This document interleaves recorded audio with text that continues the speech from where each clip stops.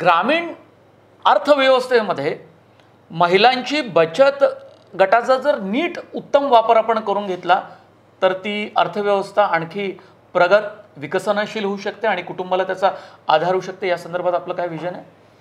बरोबर आहे. आता वास्तविकता शासनाने जर आता प्रत्येक ठिकाणी स्वस्त धान्याची दुकानं आहेत, त्या धान्याच्या दुकानामध्ये बचत गटासाठी काही जर जागा दिली तर कसं आहे की आता स्वस्त धान्य दुकानामध्ये 4 आणि 5 पदार्थ विकले जातात. त्याच्यात जर बचत गटांना त्यांनी प्राधान्य देऊन त्यांची पदार्थ जर तिथे ठेवली तर मला दिला जातील.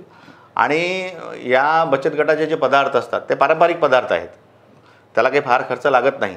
बरोबर आहे. आणि काही असे गावं आहेत, समजा आता आमच्या इकडे गुळपट्टी नावाचं जो पदार्थ आहे तो खूप फेमस आहे. तो तर आमचा असा विचार आहे की तो त्या गावाच्या नावाने फेमस झाला पाहिजे. लोणावळ्याला जसं आपण चिक्की म्हणतो, बरोबर आहे, तशी गुळपट्टी ही आमच्या भागातली फेमस एक पदार्थ आहे.